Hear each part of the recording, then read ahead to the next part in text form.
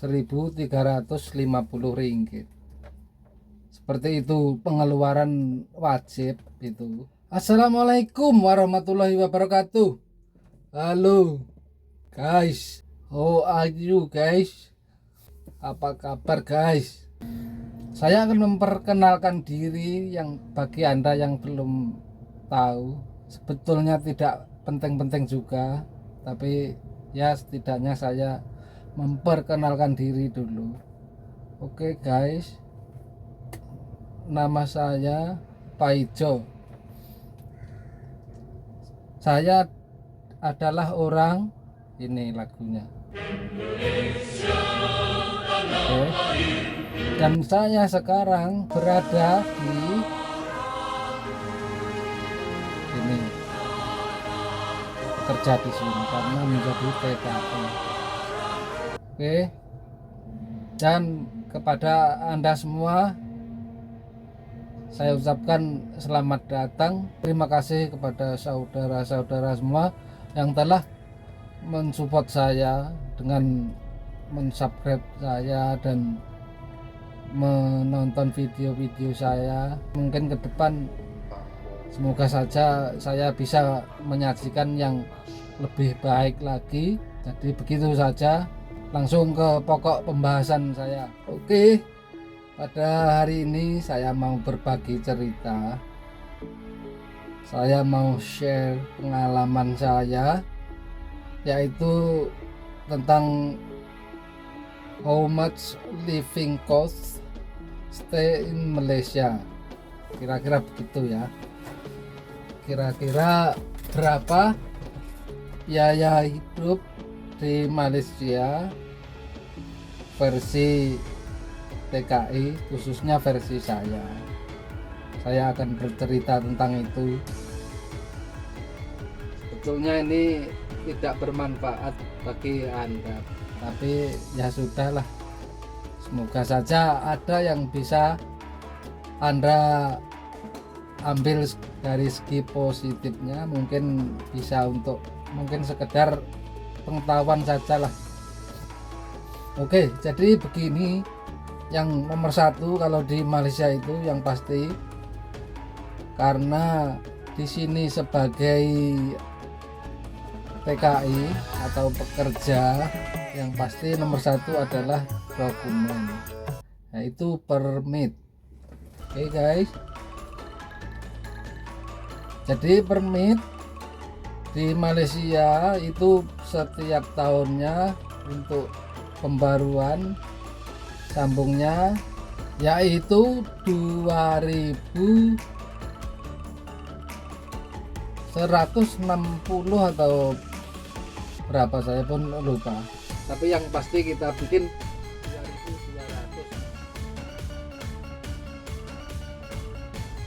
2.200 dalam 1 tahun. Itu yang diambil kerajaan, kira untuk kerajaan. Tapi yang saya alami yaitu harus membayar 3.700. Kenapa bisa begitu? Karena yang menguruskan masalah dokumen itu adalah agensi. Jadi saya punya bos menyuruh sebuah agensi untuk memproses dokumen saya. Jadinya kita membayarnya dalam 1 tahun 3.700. Tapi ini juga bermacam-macam, berbagai-bagai. Ada yang kisaran 3.500 yang umum, yang standarnya 3.500 sampai 4.000 untuk tahun kedua dan berikutnya. Dan yang kedua itu adalah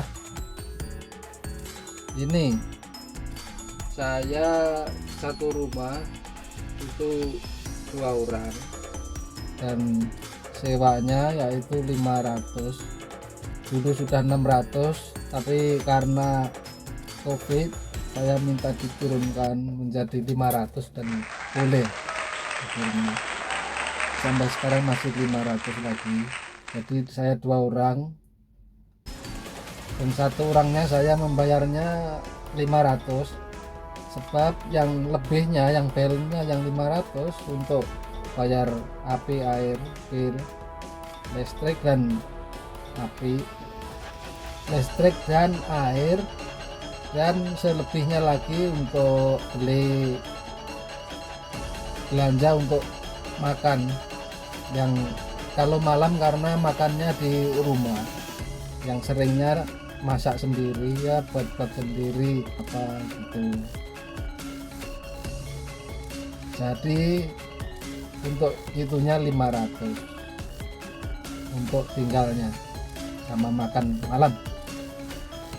Oke, kemudian yang seterusnya adalah makan, karena makannya yang pagi, sarapan pagi sama siang itu biasanya saya beli di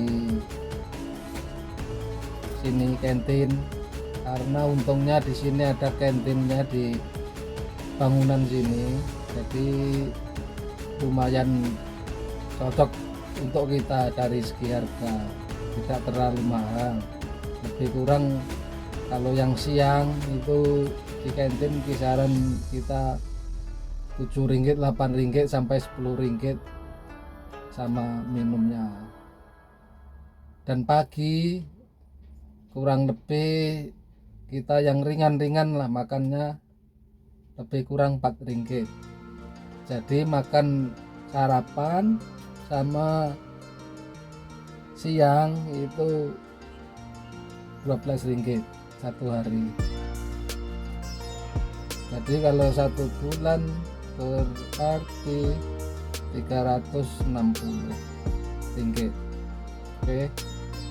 Kemudian yang seterusnya adalah yang keempat, itu ini transportasi, karena tempat tinggalnya saya itu lumayan jauh, kan kadang-kadang tidak tentu tempat kerjanya, kadang-kadang jauh begitu, jadi harus saya menggunakan motorcycle, menggunakan sepeda motor. Jadi untuk perawatan atau maintenance sama petrol satu harinya 4, sebab nanti untuk ganti ban, ganti oli dan lain-lain lebih kurang 4 ringgit sampai 5 ringgit macam 5 ringgit 5 ringgit berarti 1 bulan 150. Oke, dan telepon 50 ringgit cukup sekarang untuk internet. Jadi semua kira-kira berapa? Oke, tadi yang permit dalam 1 tahun 3.700 ya, kita buat 3.650 bermakna 1 hari 10 ringgit, kalau 1 bulan 300. Oke. Jadi untuk permit 300 1 bulan, untuk rumah sama makan yang malam kita buat sendiri, masak di rumah, lebih kurang 500 1 bulan, tapi kadang-kadang tak cukup juga. 300 tambah 500 lagi tadi untuk makan pagi dan siang hari, tengah hari tadi 360, dan untuk moto, minyak moto 150, dan lagi tambah 50 ringgit untuk itu top up telepon untuk isi pulsa. Jadi segitu itu jumlahnya, 300 tambah 500 800 tambah 360 1160 tambah 1200 ditambah lagi 150,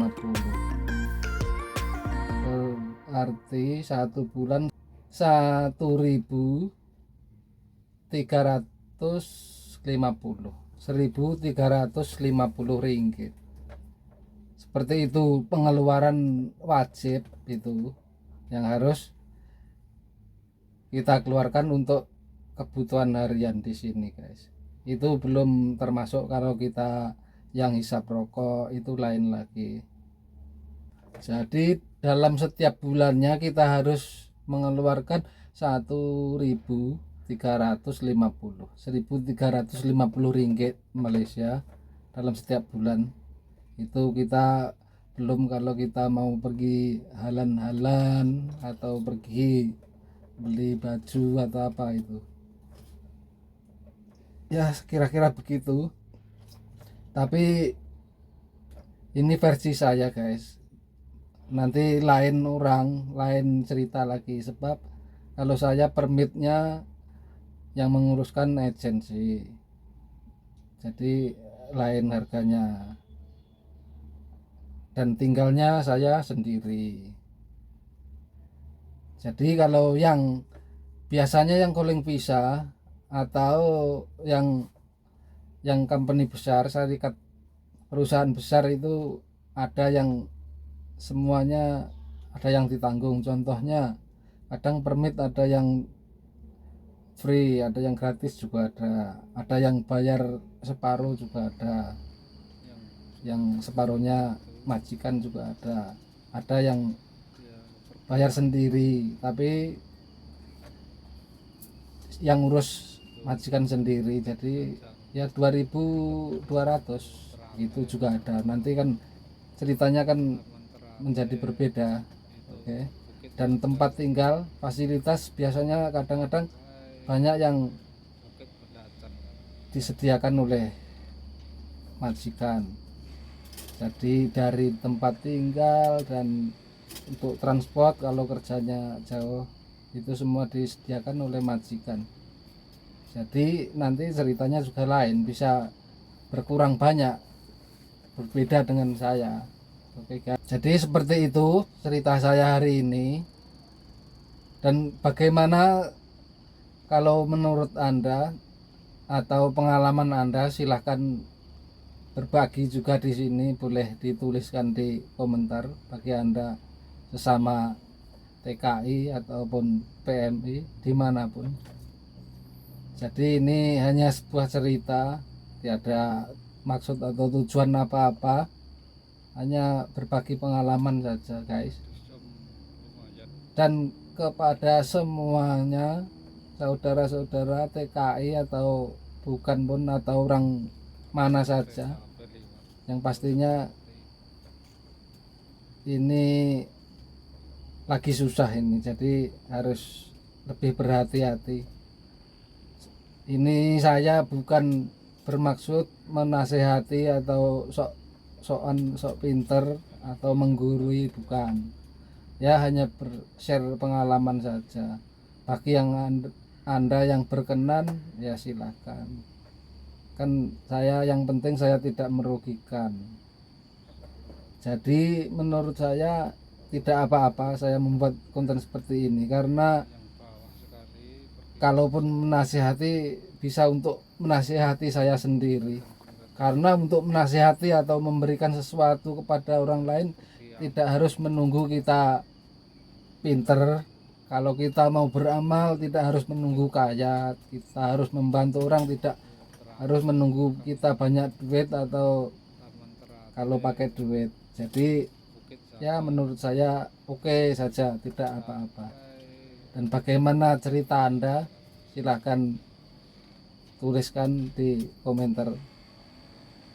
Saya ucapkan terima kasih kepada saudara-saudara Anda semua yang telah menonton video-video saya.